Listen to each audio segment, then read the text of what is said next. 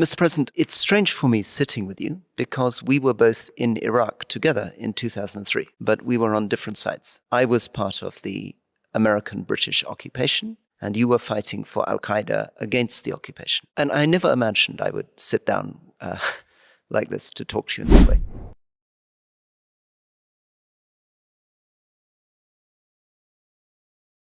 You've just been in Saudi Arabia. Tell us what you were doing there, what you were hoping to achieve, and what you did achieve. بسم الله الرحمن الرحيم. أهلا وسهلا فيكم في دمشق. أول شيء السعودية هي مسقط رأسي. أنا ولدت هناك يعني. كنت دائما أتشوق للذهاب إلى المملكة العربية السعودية. هذا على الصعيد الشخصي. أما على صعيد الدولة فأحببت أول ما نبدأ به هو أن نبدأ من دولة عربية كبيرة. ودليل على صعيد الدولة حببت أن نبدأ من يعني أول شيء وصلتني دعوة مستعجلة كانت من ولي العهد السعودي الأمير محمد بن سلمان. لبيت هذه الدعوة على عجل وكنت أحب أن تكون أول زيارة لي أن أذهب إلى المملكة العربية السعودية وذلك لمكانتها في المنطقة وتأثيرها على المحيط الإقليمي بشكل أساسي. Does it not feel very strange to be the president now? You're in this palace that Assad was in. You've been a fighter, you've been a prisoner, you've been a warrior, you've been a leader, and now you're president.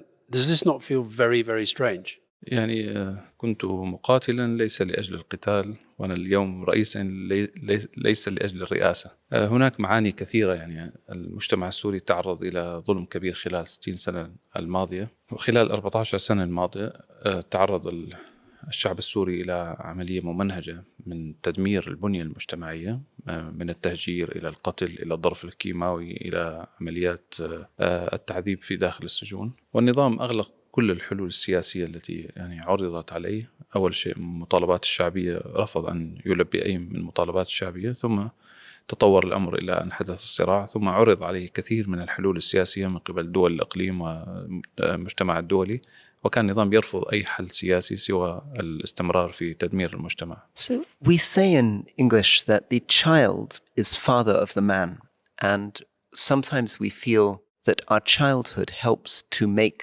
us. Can you share anything about your childhood and the values of your childhood that helped you become the person you are today?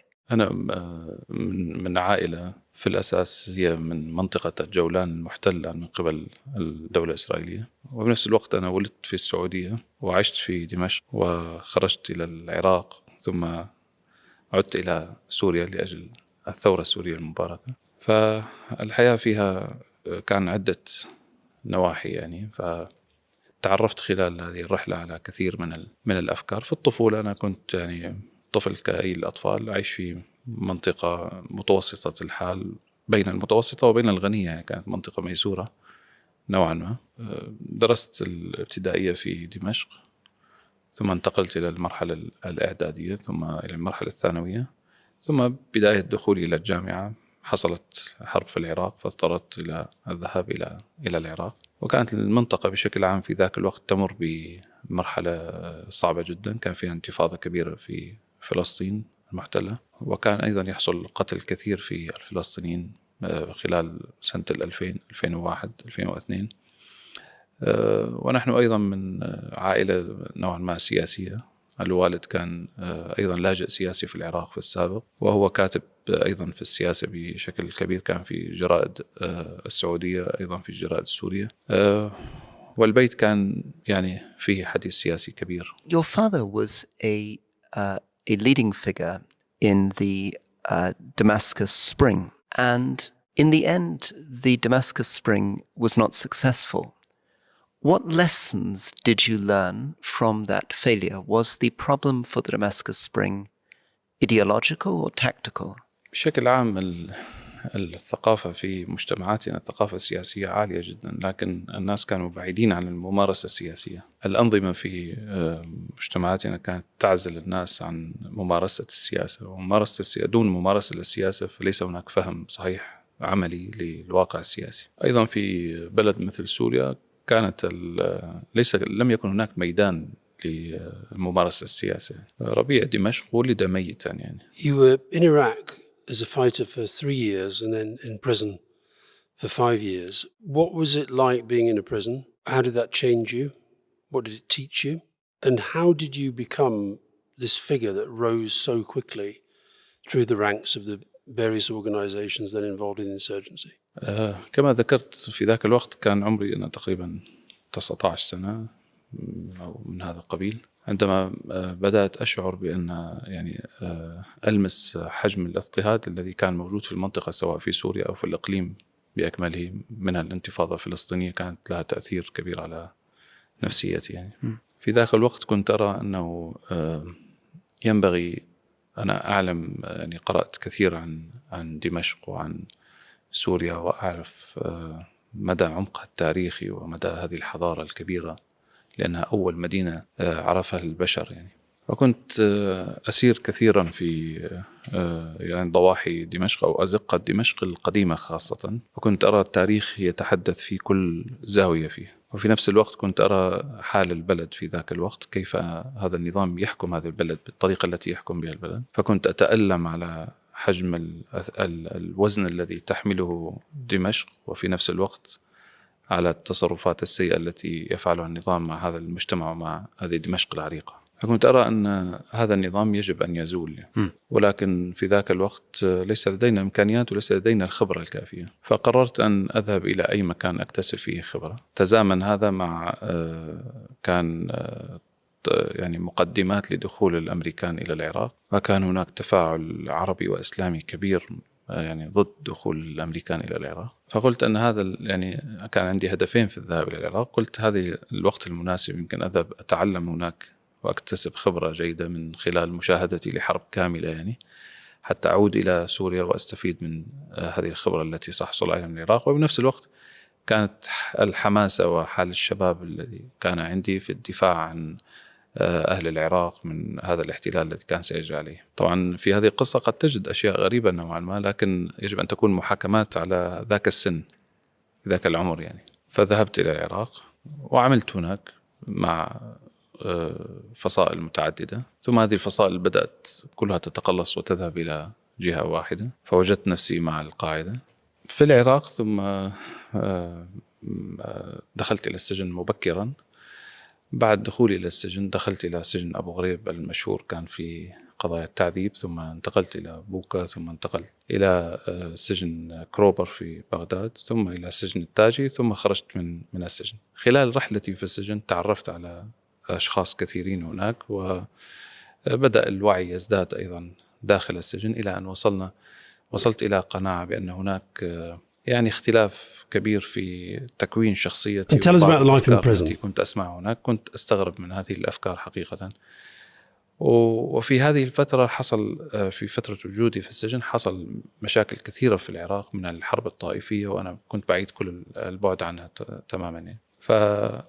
وكنت حتى داخل السجن لا أعمل بنفس الطريقة التي يعمل بها الآخرون يعني. فكان هناك كثير من الملاحظات علي من قبل بعض الأطراف يعني داخل السجن، ممن يعني مؤمنين بفكرة داعش التي حصلت فيما بعد يعني. وأنا كنت يعني أركز بفترة وجودي في العراق خاصة عندما كنت في السجن إلى التخطيط إلى الدخول إلى سوريا من جديد يعني قبل أن تحدث الثورة. فكنت أتكلم مع يعني عدد بسيط من الناس وأشاورهم، خاصة بعض السوريين الذين كانوا في السجن يعني. وأتت المقادير بأن أخرج من السجن قبل تقريبا يومين من بدء الثورة السورية. مع بدء الثورة السورية بسرعة ما رتبت أموري ودخلت إلى سوريا من جديد. عندما رجعت إلى سوريا أيضا كان هناك كثير من الشروط التي يعني حاولت أن أفرضها على العودة إلى سوريا. أولا أن لا نكرر تجربة العراق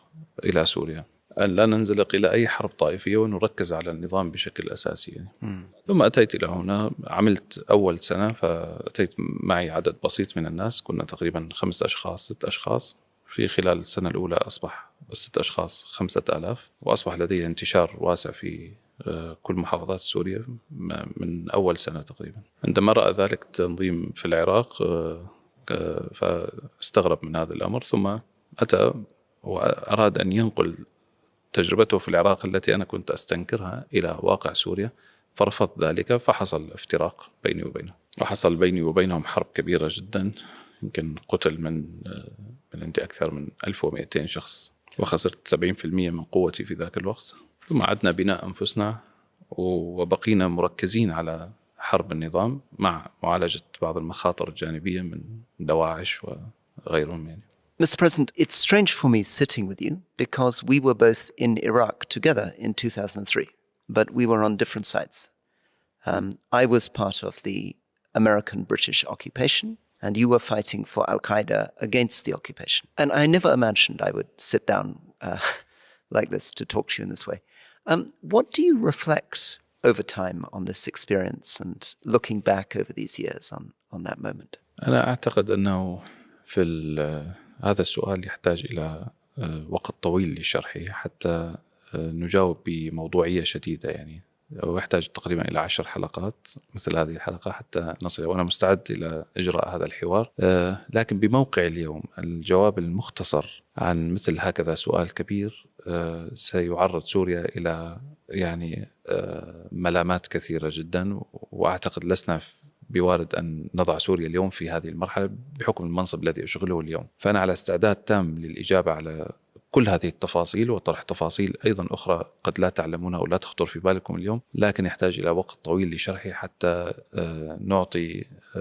نعطي هذا السؤال حقه في الجواب. Both of us have been over this very strange journey over 22 years. What do you think it says about the fact we can now sit down and talk when 22 years ago we were fighting? What does this mean about the world? هو أهم شيء أن يعاد النظر في السياسات. مراجعة السياسات أمر مهم جدا حتى لا نكرر الأخطاء نفسها يعني. أنا بالنسبة لي كنت هناك كثير ما أراجع من الأشياء التي تحدث أمامي، أستنكرها ثم أراجعها. ما كنت يعني الرجل الفاعل بالدرجة الكبرى أو صاحب القرار أنا هناك، وإنما كنت هذا الشاب المتحمس الذي وجد نفسه يعني مع هذه الفئة. لكن بنفس الوقت السياسات الغربية تجاه الشرق الأوسط تحتاج إلى مراجعات شاملة كانت في ذاك الوقت. يعني نحن لا نريد أن تتحمل الشعوب أن تكون شعوب ضحية قرارات خاطئة كل 10 سنوات. Would you say now you want to project yourself to the world as a man of peace? And how do you intend to build relations with countries that remain very, very suspicious? المنطقة عندنا تعبت كثير من الحروب يعني، بالأخص سوريا في الفترة السابقة، والبشرية لا تعيش بدون سلام وأمان، وينبغي دائما البحث عن هذه النقطة أكثر ما تبحث البشرية عن الحروب. فهناك كثير من الأشياء التي تستطيع البشرية أن تتفق مع بعضها البعض وتصل إلى حلول سلمية دون اللجوء إلى حالة الحرب. يعني ما يجمعنا كبشرية في السلم أكثر مما يفرقنا في الحرب. Mr. President, there's a practical challenge, which is inside HTS, the old HTS, were many different movements. And some of them are more extreme. And some of them maybe would be angry that you are sitting down with someone like me. How do you manage, as you become the president, all these old factions, even the more extreme ones? يعني لا أعتقد يعني التوصيف بأن الجلوس هذا غير مقبول أعتقد مبالغ فيه بشكل كبير. يعني الأمر ليس بهذا السوء. يعني أنا استخدمت وسائل الإقناع والحوار يعني مع كل هؤلاء الناس يعني حتى وصلنا إلى صيغة صحيحة ومناسبة نستطيع أن نعيش فيها في البلد ونكمل أهداف الثورة التي يعني خرجنا من أجلها إلى أن نصل الأهداف المثالية. وهذا توافق عليه عدد كبير من الناس، ومن خلال التجربة والوعي وكثرة الحوار والنقاش فوصلنا إلى نتائج إيجابية وطيبة جدا دون أن نلجأ إلى وسائل يعني سيئة وعسكرية يعني. Some of the people we've been talking to today think that your first statements were very, very positive, very inclusive, but now want to see when is the National Congress going to come, when can they be guaranteed a constitution, and when might they hope to see elections? Do you have a clear time frame in your mind for that? يعني في سوريا نحن نمر في عدة مراحل.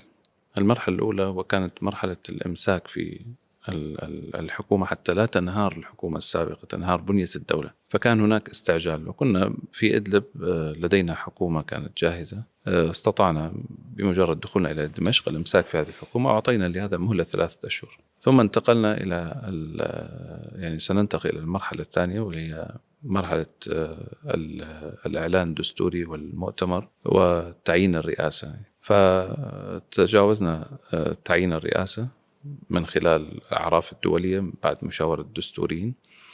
القوى المنتصرة عينت الرئاسة وأسقطت الدستور السابق وحلت البرلمان السابق. ثم سننتقل تلقائيا إلى الحوار الوطني. خلال الحوار الوطني هذا سيكون جامع لشرائح كبيرة من الناس، وسيتم يعني ينتج عنه بعض التوصيات التي ستكون هي ممهدة للإعلان الدستوري في البلاد. ثم سيشكل برلمان مؤقت، ثم البرلمان المؤقت سيشكل لجنة دستورية لصياغة الدستور. Mr. President, it must feel to you like a miracle. You've been here 55 days and you went from Idlib suddenly to running the whole country. What was it like in those first few days? What surprised you? What was the most difficult thing about it? What have you learned most about yourself in the last 55 days? يعني بداية أنا عندما كنا في إدلب أنشأنا مؤسسات كاملة، وكان لدينا استعداد كبير يعني عسكريا وأمنيا وأيضا مؤسساتيا وخدميا. وأنا كنت على يقين جازم بأننا سيأتي يوم ونصل فيه إلى دمشق، وكنت أتحدث هذا بشكل علني على الملأ قبل 2 وقبل 3 سنوات، وكنت أخاطب الناس وأقول أننا سندخل إلى دمشق وسندخل إلى حلب. وكنت أذكر بأن هذا الأمر ليس مجرد لرفع المعنويات، وإنما أتكلم بناء على معلومات، على أرقام، يعني استنادا إلى أرقام، يعني بتحليل مدى القوة التي نملكها والحالة التي نعيش بها مجتمعيا والتماسك المجتمعي عندنا كان في إدلب، مقارنة مع وضع النظام وانهياره الاقتصادي والتفكك المجتمعي وحالة جيشه في داخل الجيش، بنية داخلية للجيش، وتدخل بعض الدول الأجنبية في بنية الدولة أيضا. Mr. President, when I was a politician, I found it very difficult to go from speaking quite a theoretical way. And then later I realized that in the world of social media, Twitter, Facebook, I needed to open up and show my personality more. Is this something that you find a challenge? Is it difficult going from being in a secret organization to then having to share more of your personality with your people? كل مرحلة لها ظروفها الخاصة يعني فيها. نحن عندما كنا في إدلب كنا نتعامل مع الناس بشكل علني، وكنا ندير شؤون الناس بشكل علني وواضح، كنا نلتقي مع كل شرائح المجتمع في إدلب. فهذا الدور كنا نمارسه، لكن ليس على المستوى الموجود الآن في دمشق. فأنا أعتقد أن كل مرحلة يعني هناك كما تعلم هناك خطاب للحرب وهناك خطاب آخر مختلف في السلم، يعني حسب ظروف الوضع الذي يعيشه المرء، يعني وحسب متطلبات وحسب الواجبات التي ينبغي أن يقوم بها المرء في اللحظة الراهنة. So for example, I've learned to speak about my children. I have 2 sons, 7 and 9. Are you going to be able to talk about your sons and your family? Will this be part of being president? بالتأكيد في الموقع الذي أشغله اليوم عائلتي ستكون جزء من هذا الشيء، يعني ليس جزء بمعنى أنها يعني تدخل في العمل، لكن من حق الناس علي أن يعرفوا من هي عائلتي ومن هم أطفالي وكيف نعيش في حياتنا، لأنه متطلبات الرئاسة اليوم لسوريا تختلف عن متطلبات إدارة منطقة إدلب يعني نوعا ما. فبالتالي هذا أعتقد أنه من البديهيات في العمل يعني. Can you tell us a little bit about your children, their personalities, their ages? أنا لدي زوجة واحدة، طبعا في الإعلام يقولون أكثر من الزوجة، فأنا لدي زوجة واحدة، ولدي 3 أطفال. طبعا عاشوا معي كل هذه الظروف، لكن أنا كنت يعني أعزلهم تماما عن أي مخاطر يعني ممكن يتعرضوا لها، لذا كنت أخفي يعني أي تصريح عنهم قبل قبل دخولنا إلى دمشق، لأنه تلك الظروف كانت ظروف خاصة، يعني لا زالت الحرب كانت قائمة وظروف الأمنية يجب أن تكون شديدة الحذر. أما بعد سقوط النظام انتقلنا إلى مرحلة أخرى، فرعاية لهم كنت أعزلهم تماما عن أي شيء له علاقة في الاطلاع أو حتى يعني المشاركة في عمل عندما كنا في إدلب. أما في الوضع السودان في دمشق يختلف هذا الأمر. Some of the people we've spoken to today, they describe you, I don't know if this translates well, but they describe you as a control freak, somebody who has to be in control. Do you identify with that? And do you feel that in your position you have to be in control? يعني الإنسان لا يستطيع أن يقيم نفسه، يعني يترك الحكم للآخرين أفضل من أن أتحدث عن صفاتي. لكن أنا أعتقد أن أنا أحب أن يكون العمل متقن، وأن يكون هناك احترام يعني لواجبات من يقومون بأعمالهم يعني. فهو ليست الفكرة بفكرة السيطرة. أي عمل يجب أن يكون يحظى بخلفية أخلاقية عالية جدا حتى يعني يؤدي واجبه بشكل صحيح، وخاصة أعمال مثل التي يعني المخاطر التي مررنا بها، ما لم نحافظ نحن على قيم أخلاقية عالية فما كنا نستطيع أن نصل إلى ما وصلنا إليه اليوم. سأضرب مثال على هذا الأمر. يعني نحن عندما كنا في طريق دخولنا إلى دمشق، إلى حلب ثم حماة ثم حمص، فكما تعلمون هناك قوة كبيرة كانت تقاتل يعني، وسوريا فيها كان انقسام مجتمعي بسبب ممارسات النظام، فكان ممكن أن تحصل يعني مشكلة كبيرة، يتعرض السلم الأهلي إلى خطر كبير. لو لم يكن هناك سيطرة واحترام لقرارات القيادة لكان الناس ذهبوا يعني فعلوا أشياء لا تسر الناس وتؤثر سلبا على السلم الأهلي يعني. ثم لما نقول أنا كان علي عدة واجبات، كان أيضا علي واجبات قيادة عسكرية وإدارة مجتمعية. فقيادة عسكرية تحتاج إلى ضبط واسع وتحتاج إلى ظروف مختلفة، تحتاج إلى سيطرة قوية. أما في إدارة مجتمعية تحتاج إلى شخصية مختلفة تماما يعني. فنحن لا ندير المجتمع بالنظريات العسكرية. إدارة المجتمع هذا شأن مدني ويحتاج إلى أساليب مختلفة وأدوات مختلفة في إدارة المجتمع. What do you think of Donald Trump? والله أنا بالشرق الأوسط هناك انطباعات كثيرة على الرئيس ترامب سابقا في فترة يعني حكمي 2016-2020. أنا أعتقد أن ترامب أتى برسائل إيجابية خلال فترة إدارته الحالية. أولا عنده اهتمام في السياسة الداخلية لأمريكا، وعنده اهتمام في تنمية اقتصاد أمريكا من جديد، وأيضا عنده اهتمام في نشر السلام في منطقة الشرق الأوسط، لأنها يعني تسببت إلى اضطرابات كثيرة خلال العقود الماضية. فأنا أرى أن هذه مقدمة جيدة من الرئيس ترامب وبداية صحيحة في النظرة إلى الشرق الأوسط وإلى السياسة الأمريكية القادمة في المنطقة. فأنا مستبشر خير بأن يكون هناك يبنى من خلال هذه الأفكار التي يطرحها الرئيس ترامب في برنامجه الانتخابي، إذا ما أصبحت كواقع عملي سيكون الرجل الذي سيحقق يعني جزء كبير من السلام في العالم يعني، وخاصة من وجهة نظري لإيقاف حرب بين روسيا وأوكرانيا يعني. Two things that seem to be very serious about Donald Trump. Number one is that he seems to be talking about the ethnic cleansing of Gaza. He's talking about moving Palestinians to Egypt and Jordan. And then the second is the question of sanctions against Syria. What are your opinions on these two things? أنا أعتقد أن ليست هناك يعني قوة تستطيع أن تجبر أهل الأرض أن يهجروا من أرضهم يعني. هذه فشلت عبر كل المحاولات يعني السابقة من خلال الكثير من الدول التي حاولت أن تفعل ذلك يعني، وخاصة في خلال الحرب الأخيرة التي جرت على غزة خلال 1.5 سنة. الناس تحملوا العذاب والقتل والدمار ولم يقبلوا الخروج من أرضهم. وعلى مدار 80 سنة من هذا الصراع كل محاولات إخراج الناس من أرضها، من خرج ندم على خروجه.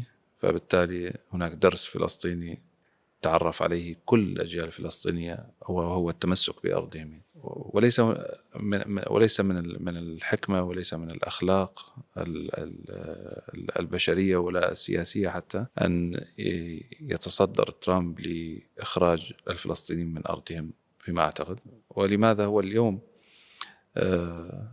يخرج المكسيكيين من أمريكا يعني يقوم بنفس الشيء. فأنا أعتقد أن هذه يعني جريمة كبيرة جدا لا يمكن أن تحدث. أعتقد أنها لن تنجح يعني. And sanctions? Sanctions against Syria? العقوبات هي يعني وضعت على النظام السابق لأنه قام بجرائم ممنهجة ضد المجتمع وقتل عدد كبير من الناس. ثم لما خرجت هذه الوثائق إلى العلن اتخذت إجراء الولايات المتحدة بقيام بهذه العقوبات. واليوم نحن قمنا بفك قيد كل السجون الموجودة في سوريا وأزلنا هذا النظام الذي ارتكب هذه الجرائم. فبالتالي العقوبات يجب أن تزول بزوال النظام، وليس هناك أي مبرر منطقي لبقاء العقوبات بعد زوال النظام. What are you doing to get those sanctions lifted? What's your strategy to get those sanctions lifted? والله هناك يعني توافق دولي كبير يعني. كل من أتى زار دمشق خلال الفترة الماضية أو تحدث معنا يتفق معنا على وجوب زوال إزالة العقوبات على سوريا. وبالتالي أيضا هناك يعني تحديات أمنية كبيرة في سوريا تواجهها اليوم، وهذه التحديات الأمنية من أحد عوامل علاجها بشكل مباشر هو تنمية الاقتصاد في البلد، وهذا الذي نحن نركز عليه اليوم، التنمية الاقتصادية في البلد، لأن دون تنمية اقتصادية لن يحصل استقرار، وإذا ما حصل استقرار ستكون بيئة مواتية لفوضى وإلى خروقات أمنية جديدة في المستقبل. فكل هذه الأمور هي في صندوق واحد يجب معالجتها سوية. Mr. President, which country's economic model interests you most? For example, Singapore, Malaysia. Can you name one country which you're looking at, and what are you learning from it in terms of economic management? أنا يعني اطلعت على كثير من البلدان وخاصة التي نمت اقتصاديا مثل سنغافورة مثلا، مثل المملكة العربية السعودية على سبيل المثال، مثل أيضا البرازيل في فترات، رواندا أيضا تعرضت إلى حملة كبيرة جدا ثم انتقلت إلى حالة تنمية اقتصادية. لكن أنا في اعتقادي أن لكل بلد خصائص تتعلق في طبيعة البلد وطبيعة المرحلة التي تمر بها والمشاكل التي تعاني منها، فينبغي الاستفادة من هذه التجارب الكبيرة التي يعني تحصل في العالم، ولكن علينا أن لا نستنسخها استنساخا ونطبق هذه القواعد التي ساروا عليها في سوريا، وإنما نستفيد من كل هذه التجارب ونمزج فيما بينهم لنخرج بشيء يتناسب مع الحالة السورية. Is there any part of you that is overwhelmed by the scale of the challenge? You've got a country with a shattered economy, electricity supply difficult, oil supplies difficult, public services, unemployment. You've got a massive challenge. Is there not a part of you that just thinks, I wish somebody else was doing this? نحن صحيح يعني ورثنا بلد منهكة، يعني النظام دمر كل شيء فيها قبل أن نأخذها منه يعني. لكن هذا التحدي الذي يجب أن نواجهه نحن كسوريون. يجب أن نعيد بناء بلدنا وأن لا نهرب من هذه المسؤولية. صحيح هناك مشاكل كثيرة، لكن العقل السليم يقول يجب أن نجزأ هذه المشاكل ونحل كل واحدة يعني بطريقة مختلفة عن الأخرى، ونجعل أولويات لهذه المشاكل حتى نصل إلى نهاية المطاف وننمو. ليس هناك شيء مستحيل رغم كل هذه الصعاب. نحن بإذن الله كسوريين قادرين على أن ننهض في بلدنا وأن نعيد بناءها من جديد، وأن تكون رائدة على المستوى الإقليمي والدولي حتى في المستقبل إن شاء الله. Mr. President, one challenge is that many of the people from the old security service, police and army, have now left. And it reminds me a little bit of de-Baathification in Iraq. And de-Baathification in Iraq was a big problem because the security, the army intelligence went into the resistance and started fighting the government. How are you going to deal with this problem? Because even today in Damascus, many of the policemen are from Idlib.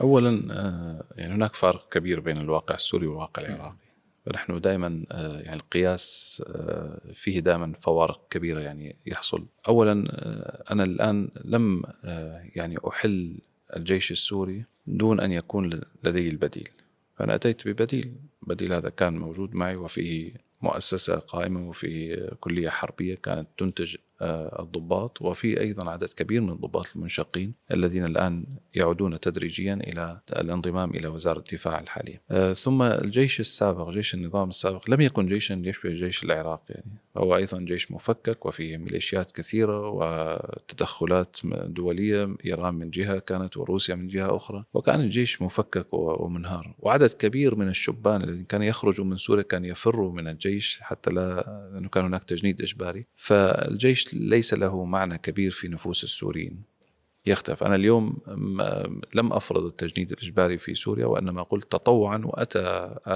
آلاف كثيرة جدا اليوم تلتحق في الجيش السوري الجديد. When you were a fighter, did you do anything that you regret? أنا كنت حريص جدا أن يعني لا يتعرض أي مدنيين لأذى خلال فترة قتالنا، يعني رغم أن هناك كثير كان من ردود أفعال الشعبية تطالبنا بأنه يجب أن يعني نستهدف القرى والمدن التي تخص النظام كما تستهدف القرى والمدن التي كانت تحت يعني خارج سيطرة النظام السابق، وكنا نرفض هذا تماما، وتحملنا تقريبا 14 سنة من القصف الممنهج على القرى والمدن والبلدات، وكنا لا نرد بالمثل على النظام خلال الفترة السابقة. فأنا كنت أركز في العمل على النظام على قواه الأساسية التي يعتمد عليها من قوى الجيش والأفرع الأمنية وما إلى ذلك يعني. فكنت أركز كثيرا على القوى التي يستخدمها في مواجهة الشعب يعني.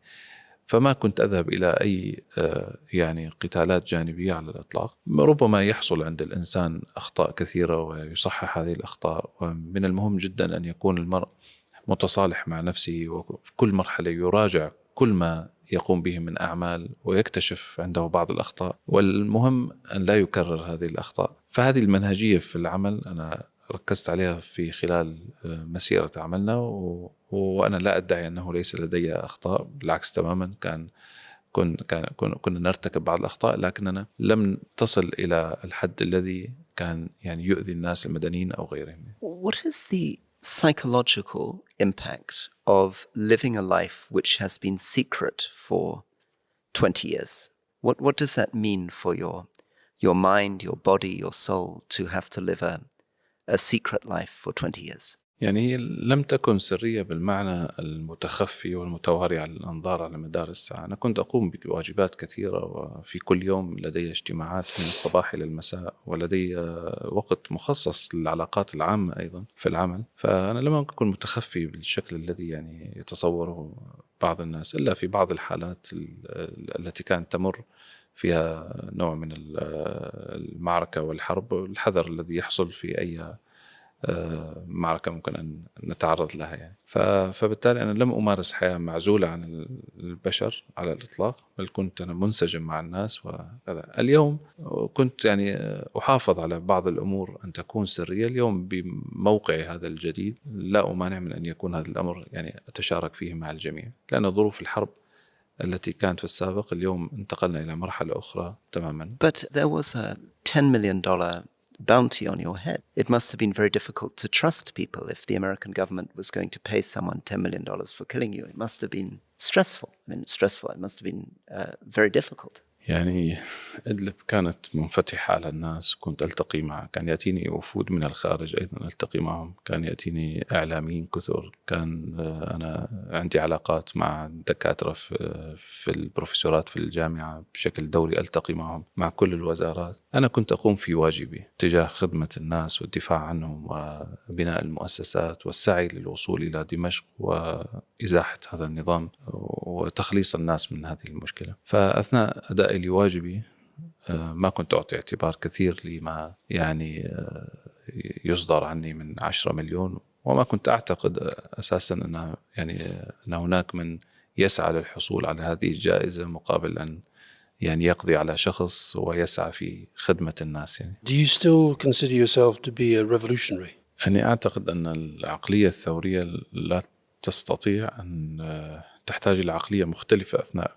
بناء البلد وإدارة مجتمع كامل. فأنا بالنسبة لي الثورة بمعناها السابق قد انتهت عند إسقاط النظام، وانتقلنا إلى مرحلة أخرى، يعني مرحلة التي هي فيها بناء هذا البلد والتنمية الاقتصادية والسعي في استقرار المنطقة وأمانها وطمأنة الدول المحيطة فينا، وإنشاء علاقات استراتيجية بين سوريا وبين دول الغرب وبين دول الإقليم في المنطقة. Did you always want to be president? Even when you were a fighter, were you thinking this is part of politics? I want to go and I want to run the country. Were you thinking that back then? يعني الذي يعيش التجربة التي عشناها لا يركز كثيرا في المنصب، يعني لأنه مهمتنا كانت هي نحن في زمن الرجل الذي يصنع المنصب، لسنا في الزمن المنصب هو من يصنع الرجل. فنحن تحدياتنا كانت كبيرة جدا ونحن بحاجة إلى مستوى أخلاقي عالي حتى نستطيع أن نصل إلى ما وصلنا إليه. فأعتقد أن تكون الوصول إلى الرئاسة هي غاية. أعتقد هذا التحليل خاطئ للتفكير يعني، وإنما المفروض أن نكون كيف نسعى لخدمة الناس بغض النظر ما هو المنصب المناط بنا. رزان. أسئلة صعبة بدي أجوب صعبة مثلها يعني. Final question from me. When you see what the Western media says about you, what makes you angry and what do you think they don't understand about what you're doing? يعني يمكن ما عندي الوقت الكافي حتى أشوف كل وسائل الإعلام الغربية يعني. كل ما يقولونه يعني هناك سوريا بلد مهم جدا، وهو يشغل موقع استراتيجي هام، وهو معني فيه كل دول العالم اليوم، لأنه أيضا في الحقبة السابقة كان نظام يعمل على تهجير الناس بشكل متعمد وإرسالهم إلى أوروبا، كان يعمل على إنتاج الكبتاغون وأيضا إرساله إلى أوروبا وإلى دول المنطقة، وأيضا كان يجعل من دمشق منصة لتشكيل اضطرابات عامة في المنطقة بسبب تدخلات بعض الدول السلبية في داخل سوريا. اليوم سوريا اختلف وضعها بشكل جذري وتحولت إلى منطقة جديدة لديها مستقبل كبير جدا، ستكون هي فاعلة بشكل كبير جدا لاستقرار المنطقة والعمل على استدامة هذا الاستقرار، ومن خلال التنمية الاقتصادية أيضا، وستكون محطة كبيرة جدا سوريا في مجالات متعددة اقتصادية، منها زراعية ومنها صناعية ومنها خدمات تجارية. وسوريا أيضا تقع على طريق تاريخي استراتيجي وهو طريق الحرير، منه كان تمر التجارة ما بين الغرب والشرق، وأيضا سيعود هذا الطريق إلى فاعليته وإلى حيويته في خلال الفترة القادمة. أعتقد أن الغرب ينبغي أن ينظر إلى سوريا من هذه الزاوية اليوم. Thank you. We really appreciate it. And very good luck on your trip to Turkey tomorrow. هو نقاش مثل هذا كان بيحتاج أنه حنكون شوي مرتاحين يعني أكثر من هيك، فاليوم تحكموا فينا شوي، استغلوا تعبنا يعني. مرة تانية راح أكون نايم منيح وجايكم وأنا صاحي يعني. Inshallah, next time we can sit down. Thank you so much. Thank you very much.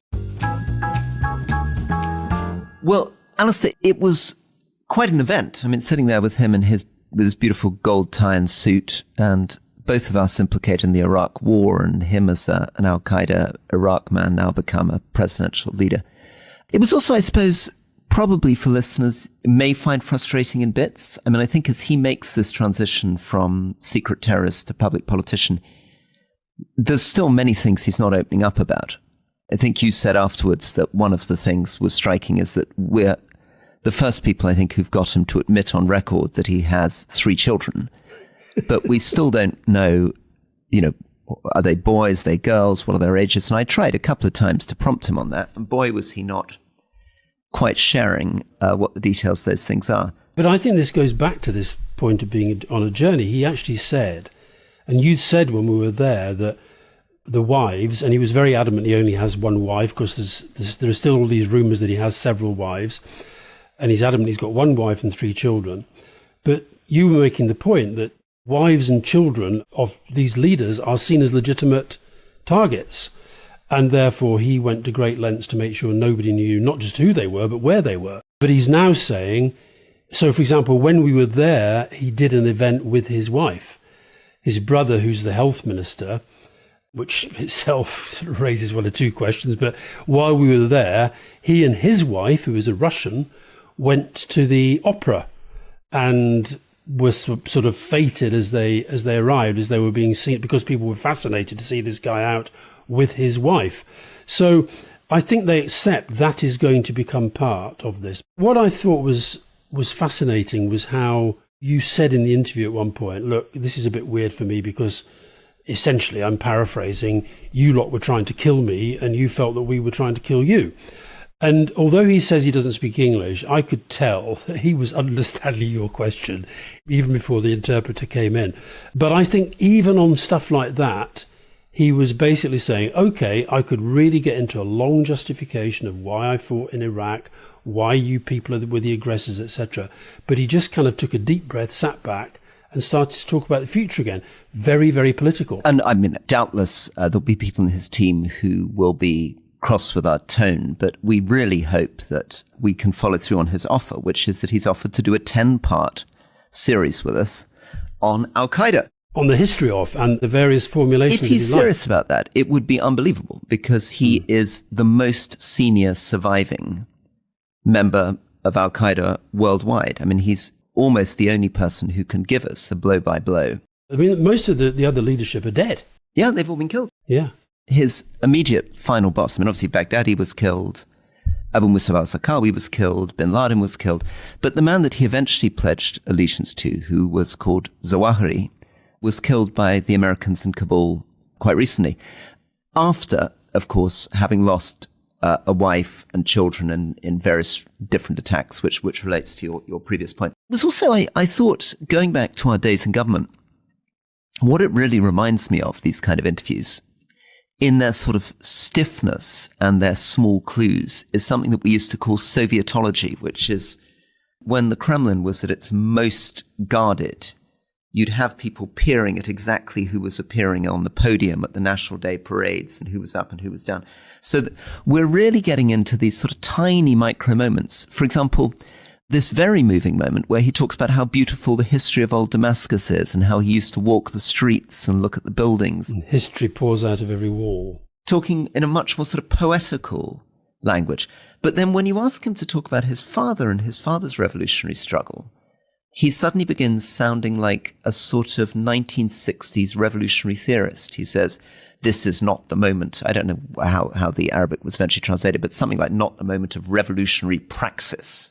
You know, the Hegelian moment had not yet arrived, rather than what I was hoping I would draw out, which is saying, you know, in the end, there needed to be a religious element. You can't just do it on a secular basis. Arab nationalism's finished. I thought what he was trying to say there was that, well, my father was wrong, but he just didn't realize it. But he didn't want to say that his father was wrong because he wanted to respect his father. I guess the fundamental question that was sort of playing around in my head the whole time, I did keep thinking of Gerry Adams and Martin McGuinness, and not because of any, you know, sort of weird comparison, but just can you go from, as I believe Adams and McGuinness did, and I know that some people still won't accept that, but can you go from being somebody who really believes that violence is the way to achieve your objectives, actually to saying, that was then, now is now, and with him in particular, and this maybe applies more to Martin McGuinness than Gerry Adams, because McGuinness became an actual politician with actual political power,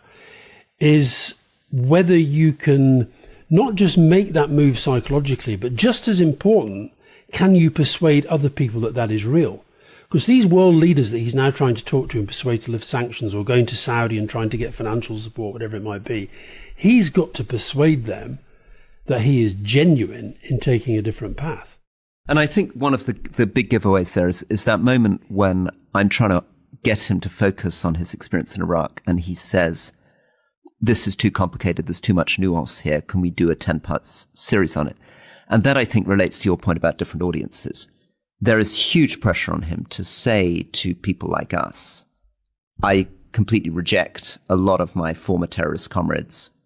And, you know, he might even be tempted, who knows, to say to people like us, look, these people in the end went too far, they were extreme, they were fundamentalist, they were unrealistic, they didn't understand the modern world. But he can't say that because he's also got another audience, which is his fighters who've been with him for over 20 years, and he doesn't want to insult them. We saw that with the Gerry Adams interview. I noticed, you know, when I tried to say to Gerry Adams, look, I understand, you know, you might want to have killed someone like me who was briefly a young soldier when you were fighting, but do you regret killing civilians in the Brighton bombing? And he basically said no. And the reason, presumably, he says no is that he feels a huge allegiance to the people who fought with him, and he wouldn't want the headline to be, Gerry Adams says that what the IRA did in the 1980s was wrong. So, yeah.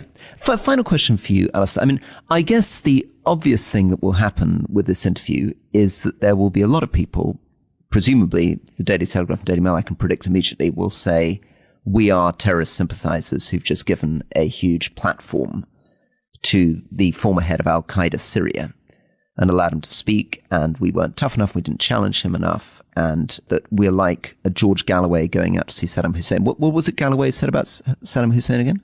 I salute your strength, your courage, and your indefatigability. That's right. We didn't do that. We did not do that. I don't know about that. It's his age-old problem. And I think one of the things I like about doing this podcast and doing the interviews the way that we do them, I've been so through the pain barrier with most of our media. I don't care what they think about the way we do the interview. We got more time than we expected. But I think if we'd have just sort of said, okay, then come on, tell us, how many suicide bombers did you send into action? He's going to say what he said anyway. And You know, you and I both raised an eyebrow when he said, you know, I always made sure that civilian population was protected, etc., etc., etc. So it's quite hard to square all that. Look, the other thing I think people should be aware of is that his past we know about. And the people we spoke to in Syria, lots of the people we spoke to in Syria said, listen, we know who he was. We know what he was. But let me say, he is better than what we had. Because what we had no hope that things were ever going to improve because they were just a kleptocratic dictatorship. What we have now, at least we have a bit of hope that it can be different. And so, and the question then is, how much time does he have as a, quote, normal political leader to try to get a country on its feet? This economy has been absolutely shattered. And the stakes couldn't be higher. So my Syrian friends, who are absolutely secular, liberal, utterly opposed to that terrorist tradition, are saying, give the guy a chance. You've got to give him a chance. It's the only chance we've got. We have to lift sanctions. We have to take this opportunity, and as sort of warning us not to spend our whole time saying nobody can change, this guy's a terrorist, because their view is if you take that line, Syria's completely doomed. Yeah, absolutely. I think the other thing that some of the experts would have been maybe listening for that they would want to have heard more about is the route to elections. Still, I think, quite vague. The interpreter in the room did look slightly terrified when translated by a question about whether he was a control freak. I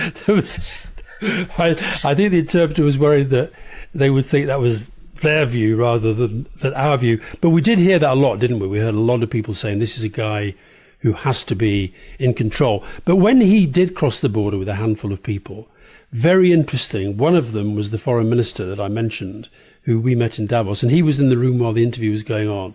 And they are clearly very, very close. I mean, they were talking before, they were talking afterwards, the fact that he was there. So I think that's a very, very interesting and important relationship that people will be keeping an eye on, as it were. My other final point, Maria, I thought it was very interesting when we said, well, you know, what do you think of Donald Trump? And his first answer was, oh, I think it's amazing, and he's clearly keen about trying to solve the Middle East and solve Russia and Ukraine. And then you asked him about this sort of 1 million Palestinians moving to Egypt and Jordan and ethnic cleansing. He immediately took a very, very different line and said, you know, why can't he kick the Mexicans out of America and leave this region to itself? So it'd be interesting to know what he reflected on that, where he's being the diplomat and then he's actually saying what he thinks. Anyway, I hope people enjoyed that. I hope that they found it interesting, educative, and anything else. I hope he's sincere when he says that he'd like us to go back and do 10 episodes on the history of Al-Qaeda.